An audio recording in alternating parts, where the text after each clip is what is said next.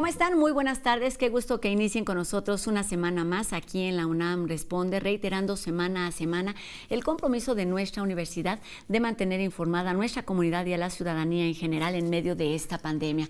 Sabemos que a partir de este lunes, 19 de los 32 estados del país permanecen en semáforo, en color verde del semáforo epidemiológico de riesgo, lo que significa que se amplían algunas actividades, algunos horarios y por supuesto también el aforo entre un 30 y un 50%.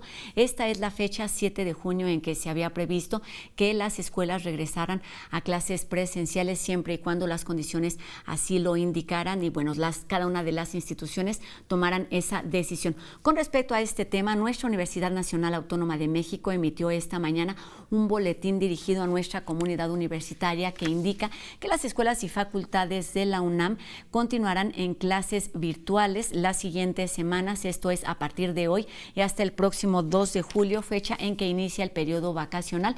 Y lo que puede suceder en estos días es que algunas escuelas tengan la necesidad de realizar actividades como prácticas experimentales y también algunos exámenes de grado, siempre y cuando no se tenga un aforo mayor al 30%. Así es que seguiremos atentos a todas estas medidas, sigámonos cuidando. Y bueno, es lunes, hoy como todas las semanas el doctor Carlos Rosales nos ayuda a seguir resolviendo todas nuestras dudas y esta tarde nos habla sobre la periodicidad que debe tener la vacuna contra el virus del SARS-CoV-2 y la enfermedad de COVID-19. Buenas tardes, doctor. Buenas tardes, Rosa. Qué bueno que está con nosotros en la UNAM Responde. Nuestro público quiere saber, ¿por qué se dice que nos vamos a tener que vacunar contra la COVID-19 cada año? Bueno, recordemos que cuando una persona se infecta con el virus o es vacunada, su sistema inmunológico produce anticuerpos y estos anticuerpos sirven para que se recubra el virus y de esa manera se impide la infección. También se ha visto que los niveles de anticuerpos, la cantidad de anticuerpos en la sangre desaparece rápidamente. Esto ha generado la idea de que la inmunidad no es duradera. Debemos recordar también que las células que fabrican los anticuerpos, las células plasmáticas, se encuentran en la sangre y también pueden regresar a la médula ósea, lugar donde se originaron. En la médula ósea, estas células pueden permanecer por mucho tiempo. Un estudio muy reciente que acaba de ser publicado en la revista Nature buscó la presencia de estas células en pacientes que se habían recuperado de la COVID-19. Se encontró que efectivamente los niveles de anticuerpos en la sangre bajaban rápidamente en los primeros meses, pero se encontró que las células específicas productoras de anticuerpos contra el SARS-CoV-2 permanecían en la médula ósea de estas personas por muchos meses. Estas células no se encontraron en la médula ósea de individuos sanos que nunca habían sido infectados con el virus. Estas células en la médula ósea permanecen ahí listas para producir nuevos anticuerpos cuando se encuentra el virus nuevamente. Este estudio sugiere fuertemente entonces que la inmunidad que se genera contra el SARS-CoV-2 sí efectivamente es duradera. Por tanto, no debemos preocuparnos de esto y lo que debemos hacer es intentar vacunarnos lo más pronto posible. Mientras tanto, sigámonos cuidando como siempre. Muchas gracias. Regresamos con Rosa al estudio de TV UNAM.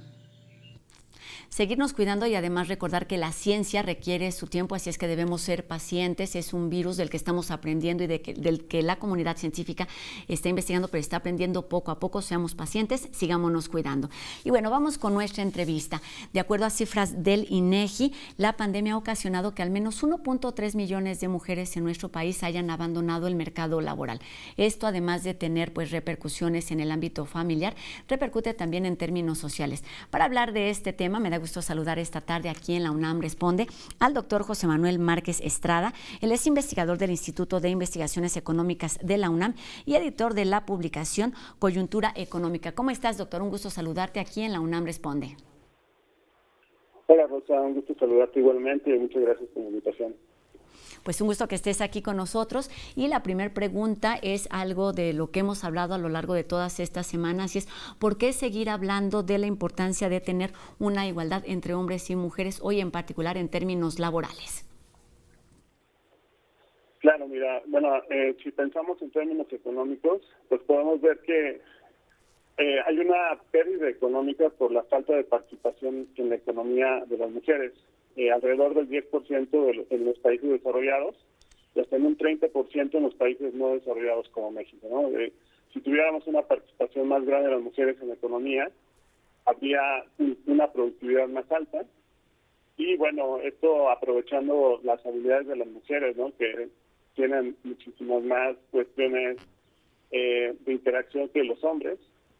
Y bueno, es un mito realmente que las mujeres no tengan tanta productividad como los hombres. Realmente está demostrado que muchas de ellas son mucho más productivas.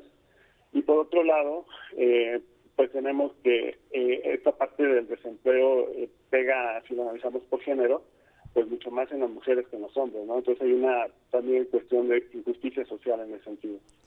¿Cuáles son las causas de esta inequidad en términos de labores, aunque sabemos que durante los últimos años pues se ha ido ampliando el mercado, se han modificado todas estas condiciones, ha habido evidentemente una apertura, sin embargo esta inequidad continúa? ¿Cuáles son estas causas a las que se puede atribuir esta realidad?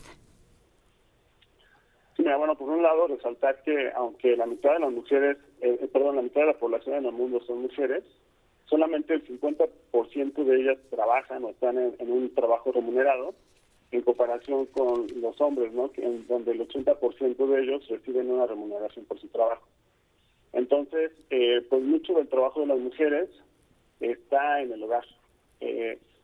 Mucho de ese trabajo también contribuye a que el hogar tenga un ahorro, que no pues tenga que, por ejemplo, comprar comida o no tengan que contratar personal para la limpieza, para el cuidado de las personas. Entonces, todo eso, si lo contabilizáramos, realmente las mujeres participan en alrededor del 52% o un poquito más en lo que es pues el cuidado del ahorro y de los ingresos en el hogar. Entonces, aunque el trabajo es mayor de las mujeres que de los hombres en ese sentido, y su contribución también al hogar, está muy invisibilizado el trabajo en el hogar. O sea, como no tiene una remuneración económica, muchas veces no se toman en cuenta, y bueno, esto es debido tanto a causas estructurales como también a causas pues de un constructo social que ya tenemos. Reiteremos entonces a cada momento que no es que las mujeres no trabajen, sino que lo que sucede es que no tienen una actividad remunerada porque son cuidadoras, porque están al interior del hogar. Y esto me lleva a preguntarte lo siguiente: cuando estamos hablando de desigualdad laboral y también de desigualdad económica, estamos hablando de cosas distintas, de cosas separadas que están ligadas en algún momento. ¿Cómo entenderla? Sí, claro. El trabajo en el hogar, te digo, por un lado representa pues un ingreso, si lo contabilizáramos, y entonces ahí el trabajo de las mujeres es mucho mayor, o sea, más del triple muchas veces en horas de cuidado y en horas dedicadas al hogar respecto a los hombres, ¿no? Las mujeres emplean 3 veces más el tiempo en eso. También ahorita por la crisis, por ejemplo, hubo una deserción de las mujeres del trabajo formal hacia el cuidado de los niños y de los enfermos en el hogar. Entonces, esa forma de trabajo que no es remunerada, muchas veces no la contamos, pero pues representa algo muy importante dentro de los hogares. Entonces, al tener estas actividades que representan mucho más tiempo para las mujeres, pues tenemos que hay una mala distribución del tiempo y eso repercute también no solamente en el tiempo que las mujeres pueden emplear para trabajar, sino también para la educación, para emplearlo inclusive en el descanso, en la parte de que ellas puedan capacitarse para el trabajo, etcétera. Entonces, esa brecha entre trabajo remunerado y no, que se visibiliza al interior del hogar, pues muchas veces repercute gravemente en el acceso de las mujeres a diferentes cosas, ¿no? Como el ahorro, el gasto, y hace que la situación de las mujeres en cuestión de pobreza, en cuestión de desigualdad, se haya empeorado.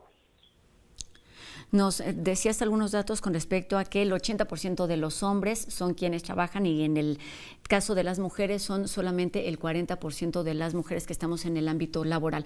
¿Cuáles serían los beneficios, cuál sería el impacto en términos positivos de que este mercado se ampliara y fuera equitativo al de los hombres? Pues, por un lado, tendríamos mujeres más empoderadas, mujeres que no tuvieran que depender económicamente o no depender de que el marido o la pareja les dé dinero, ¿no? Por otro lado, dentro de la cuestión laboral también, te digo, el intercambio de ideas, el intercambio también de habilidades que tienen diferentes a las mujeres, aumentaría la productividad. Está más o menos calculado que esta productividad aumentaría en un 30% si se incorporara de manera equitativa a hombres y mujeres en el trabajo. Entonces, estamos perdiendo productividad como país y como la parte remunerada por no introducir a las mujeres en este ámbito, ¿no? Por no tener una equidad. Entonces, eso pues repercute en el crecimiento económico del país también. Hace unos minutitos mencionaste esta realidad que se vive en los países desarrollados. ¿Cómo repercute esto? Y le están mencionando un poquito, pero hablar más sobre este tema, el que haya una mayor participación de las mujeres, no solamente en términos familiares y sociales, vamos a nivel local, sino cómo se podría medir y cuáles serán esos beneficios a nivel economía de país. Sí, mira, pues en muchos países, inclusive países desarrollados, ahora con la pandemia nos dimos cuenta de que es muy importante la incorporación de las mujeres. En Estados Unidos, por ejemplo, cayó mucho la participación laboral de las jóvenes, mucho más que la de los hombres, y en ese sentido pues tuvo una repercusión en la economía fuerte, ¿no? El crecimiento económico potencial que hubiera habido disminuyó con esta disminución en la participación económica de las mujeres. Y es que muchas de ellas están metidas en los sectores de servicios, que fueron los más vulnerados ante la pandemia. Entonces, eso repercute pues en sus remuneraciones, en su empleo del tiempo. Y por otro lado, es importante resaltar a lo mejor algunos sectores como el de salud, donde más del 70% de las personas que están ahí son mujeres y pese a eso, tienen una desigualdad en términos de empleos, o sea, no tienen la misma oportunidad de llegar a puestos de mayor rango y tampoco tienen la misma oportunidad para ser contratadas. O sea, la mayoría de las veces muchas de las empresas, y también pasa en el sector salud, le pagan más a los hombres, o las posiciones de dirección están en hombres. Entonces, a pesar de tener una mayoría en términos porcentuales, pues están en posición más vulnerable, ¿no? Eso hace que muchos de los hogares, donde pues muchas veces la parte de el gasto del hogar es llevado por las mujeres, pues no se vea favorecido de la misma forma, ¿no? Hay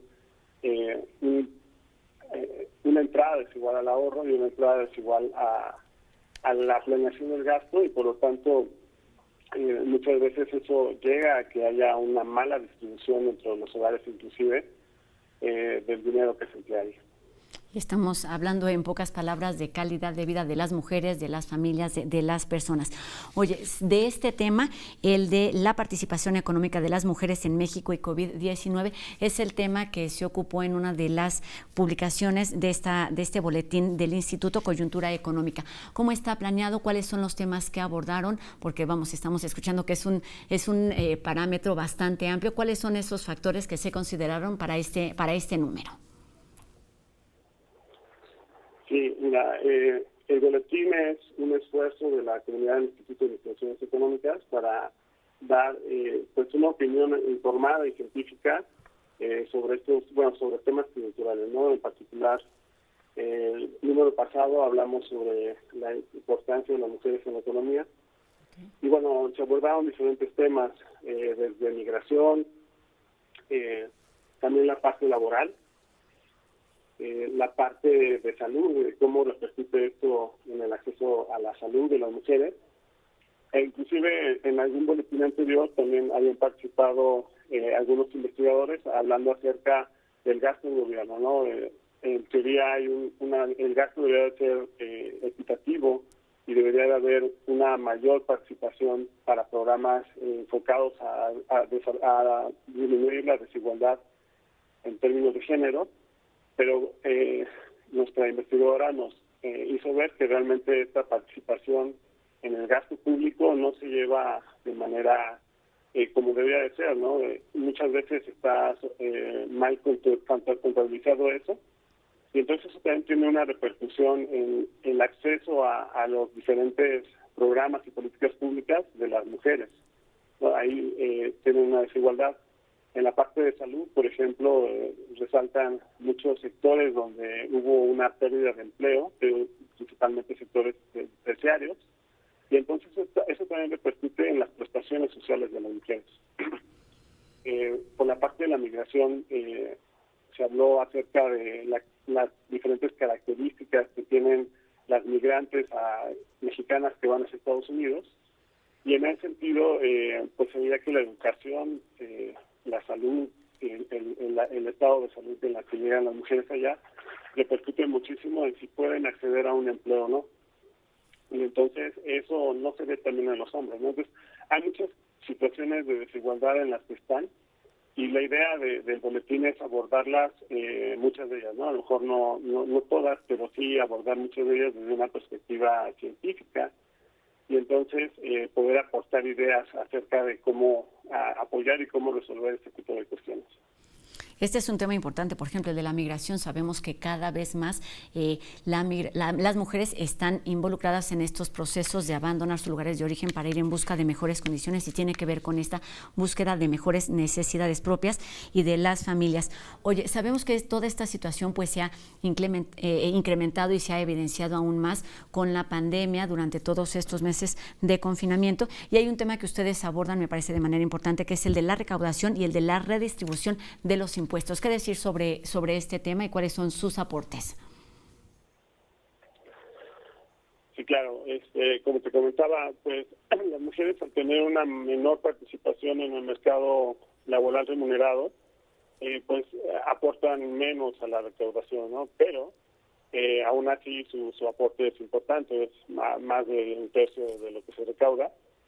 Y en ese sentido, para dar mayores oportunidades a que se disminuya esta brecha en términos de género, debería de haber muchos, o de hecho el Congreso y la Constitución marca que debería de haber una partición equitativa en el gasto del gobierno. Y bueno, en ese sentido hay muchos programas que están etiquetados para ese tipo de cosas, ¿no? Que están más enfocados en las mujeres.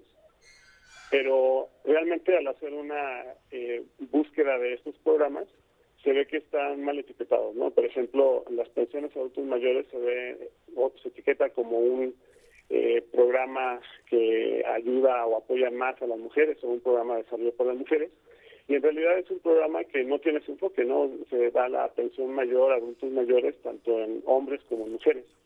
Entonces, y así hay varios programas que la doctora Violeta Rodríguez desenmascara en este análisis. Eso evidencia que realmente las acciones del gobierno, de las políticas públicas que se están haciendo hacia la disminución de este tipo de desigualdades, realmente no están siendo efectivas, porque realmente no se está dando más apoyo a las mujeres, ¿no? Muchas veces se está enmascarando ese apoyo. Y entonces sería muy importante que se hiciera una revisión del gasto para que este gasto sí fuera realmente efectivo y nos ayudara en la reducción de la brecha de desigualdad. Estamos por terminar la entrevista y por supuesto hay varios temas sobre la mesa y me gustaría preguntarte para terminar, teniendo todo este análisis y todo este panorama que ustedes investigaron, digamos que está ahí también a través de distintas instituciones nacionales e internacionales, ¿cuáles son las alternativas? ¿Cuáles son esos ejemplos a seguir los países desarrollados, las políticas públicas, un cambio en la dinámica de convivencia, la educación misma? ¿Por dónde empezar para lograr una equidad de género? Sí, nosotros creemos que es importante, por un lado, visualizar este problema, ¿no? Si no lo vemos, si no lo podemos palpar, entonces, pues nunca lo vamos a atacar, ¿no? Entonces, la primera es reconocerlo y visualizarlo. La segunda, pues sí, es tener este cambio un poquito en el chip de los hogares, ¿no? De este rol de género, o sea, realmente la participación en los hogares, del cuidado y de la limpieza, de los servicios, debería ser más equitativa. Entonces, desde hacer un llamado a la sociedad también, a los hombres, en este caso, a mi género, que debemos participar mucho más en las actividades del hogar, ¿no? Eso va a ayudar a liberar un poco de tiempo también para las mujeres, para que ellas puedan educarse, para que ellas puedan tener un acceso a más horas para inclusive el esparcimiento, ¿no? Y eso es en beneficio de todos. O sea, creo que al tener una equidad en este sentido, pues tenemos también más oportunidades para las mujeres, y esto, sin lugar a dudas, va a repercutir en el crecimiento económico, ¿no? O sea, al aumentar la productividad del mercado de trabajo, eso ayudaría mucho al crecimiento económico, y por lo tanto la clave ahí es pues una participación más equitativa en estas actividades del hogar, que son muy importantes, que aportan, te digo, un ahorro importante en la economía del hogar, pero que las despreciamos o las vemos menos, ¿no? O sea, no las contabilizamos o no les damos la importancia que debe ser. Entonces, en ese sentido también desvalorizar ese tipo de cosas, ¿no? Ver a qué le estamos dando más peso en el cuidado del hogar, por ejemplo, en el cuidado de las personas enfermas, de los adultos mayores, y a partir de ello tratar de ser una sociedad en el sentido más justa, ¿no? En tomar en cuenta ese tipo de cosas que nos ayudan mucho a visualizar pues desde una perspectiva más plural en cómo debería de ser la participación de las personas y por género en los hogares.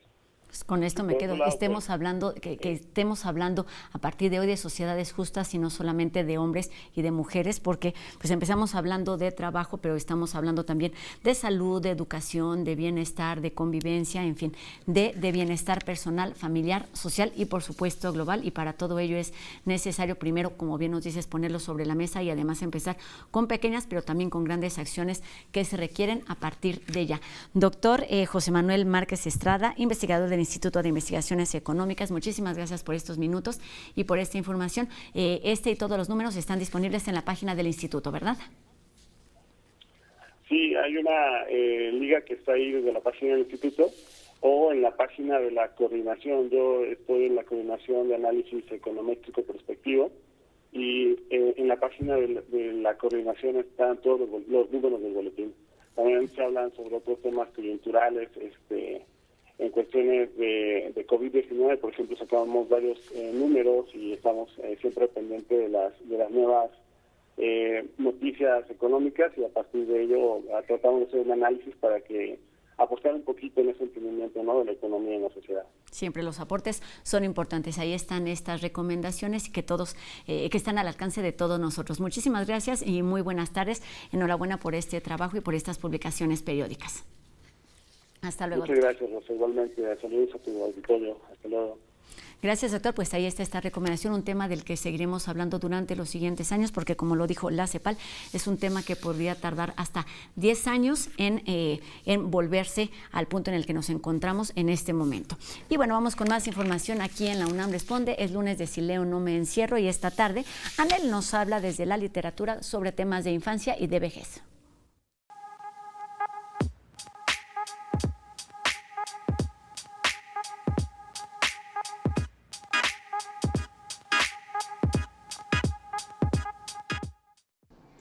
Hola, bienvenidos a este espacio para la literatura y el fomento a la lectura. Punto de Partida es una revista fundada en 1966 por Margot Glantz y Gastón García Cantú para la creación literaria emergente. Este año cumplimos 55 de esta plataforma de inicio y proyección para autores noveles, tanto escritores como artistas gráficos, y lo hacemos ahora con perspectiva de género, inclusión y derechos humanos. El número 227 de esta revista, Punto de Partida, ya está disponible, una edición que explora la infancia y la vejez a través de la literatura y la gráfica y que ofrece una perspectiva de la vida desde los extremos y sin esos estereotipos que muchas veces dañan o empobrecen nuestra manera de relacionarlos con la infancia y la vejez. En estos días, por cierto, anunciamos ya a los ganadores de la edición número 52 del concurso Punto de Partida, un certamen que convoca cada año a estudiantes de bachillerato, licenciatura y posgrado en México, no solo de la UNAM, y que se ha constituido en un semillero de voces en la literatura del país. Este premio lo han recibido grandes escritores y escritoras como Juan Villoro, Roberto Bolaño, Cristina Rivera Garza, Guadalupe Nettel, Nacho Padilla, Julio Trujillo, Valeria Luiselli, entre muchos otros. Este año hemos otorgado 16 premios y 14 menciones en 8 categorías, que son crónica, cuento, minificción, ensayo, poesía, gráfica, fotografía y narrativa gráfica. Muchísimas felicidades a estos jóvenes premiados, entre ellos ya se encuentran seguramente plumas y voces que desde este punto de partida inician toda una aventura literaria. Les invito a que continúen atentos a las convocatorias bimestrales para enviarnos sus propuestas literarias y visuales a Punto de Partida y a la revista digital Punto en Línea. Y nos vemos el próximo lunes. Si leo, no me encierro.